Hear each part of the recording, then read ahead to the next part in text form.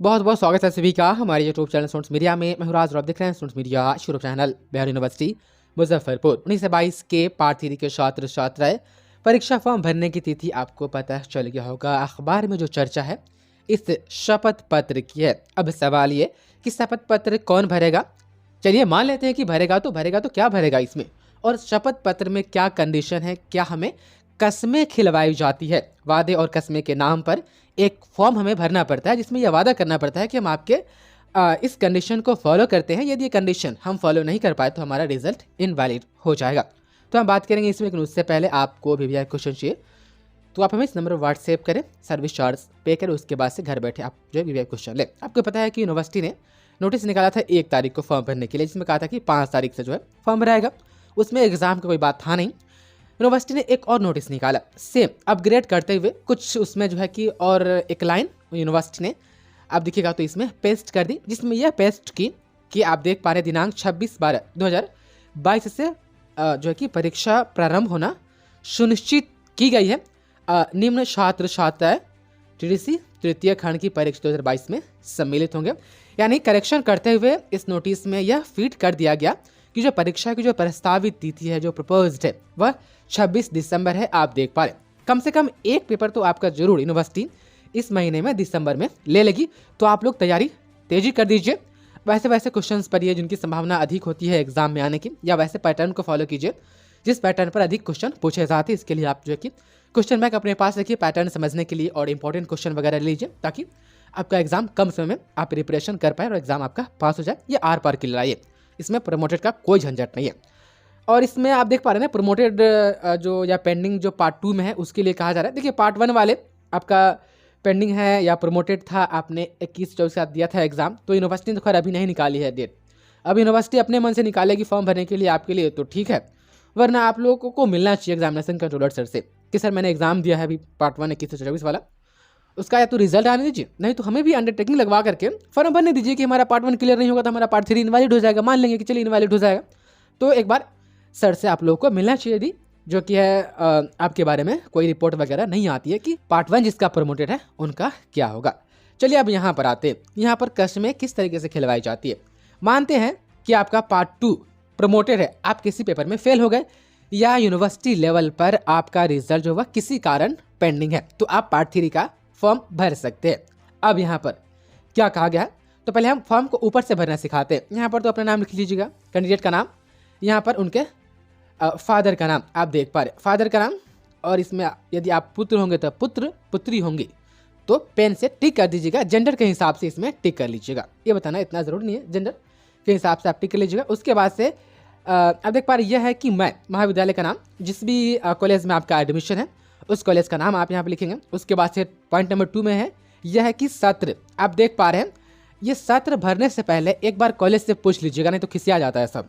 पूछिएगा ये कि सर मेरा सेशन 19 से 22 है, ये 3 साल का है, तो यहाँ पर हम 3 साल वाला सेशन मेंशन करें या 1 साल का, हमारा पार्ट 3 का 21-22 2021 से 22 1 साल का हो रहा है, तो हम वो 1 साल वाला भरे सेशन या 3 साल वाला भरे। कहेगा कि 3 साल वाला भरिए तो 19 से 22 भर दीजिएगा, कहेगा कि नहीं 1 साल वाला भरिए तो 2021 से 22 भरिएगा, और इसमें अपने जेंडर के हिसाब से टिक लगा लीजिएगा। उसके बाद से पॉइंट नंबर 3 में देखिएगा तो आप देख पा रहे हैं पंजीयन संख्या एवं वर्ष, जैसा आपका रजिस्ट्रेशन स्लिप है और उसमें जैसे ईयर लिखा हुआ है बिल्कुल सेम टू सेम आपको रजिस्ट्रेशन नंबर और ईयर लिख देना है। उसके बाद से आपको इसमें अपना रोल नंबर लिख देना है, क्रमांक संख्या, वही वाला क्रमांक संख्या जो आपका रोल नंबर है पार्ट 2 वाला या पार्ट 3 वाला, सेम रहता है ना, पार्ट 1 पार्ट 2 पार्ट 3 में तीनों में।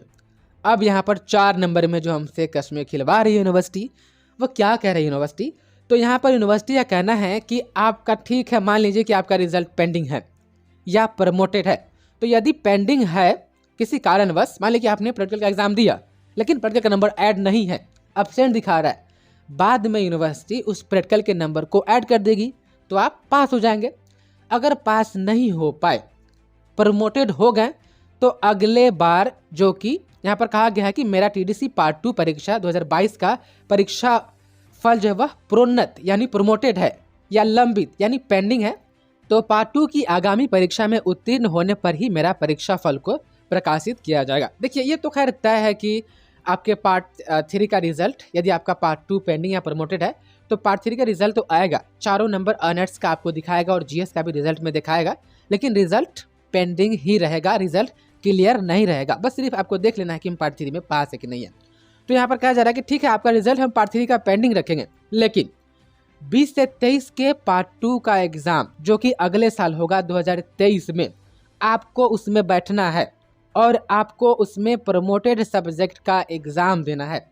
और उस प्रमोटेड सब्जेक्ट का आप एग्जाम देंगे, आप उसमें पास हो जाएंगे, तब हम मान करके चलेंगे कि ये वाला आपका जो पार्ट 3 का जो अभी एग्जाम होने वाला है, फॉर्म भराने वाला है, ये वैलिड है। तब हम आपके पार्ट 3 को अभी वैलिड करेंगे। उम्मीद है कि आप समझ पा रहे होंगे। यदि अभी आप पार्ट 3 का एग्जाम दे दिए, ठीक, आपका पार्ट 2 प्रमोटेड है और पार्ट 2 प्रमोटेड सब्जेक्ट का एग्जाम 20 से 23 वाले के साथ दीजिएगा, जब मार्च अप्रैल में होगा। यदि उसमें भी गड़बड़ा गया, फिर पार्ट 2 फंस गया, तो अभी वाला जो पार्ट 3 का जो एग्जाम होगा या जो रिजल्ट होगा, इसको इनवैलिड माना जाएगा। और इस बात का बयान आपसे यूनिवर्सिटी इस फॉर्म के साथ लिखित रूप में आपसे लेना चाहती है। उम्मीद है कि आप समझ पा रहे होंगे कि शर्तें क्या है, कस्में क्या खिलवाई जा रही है।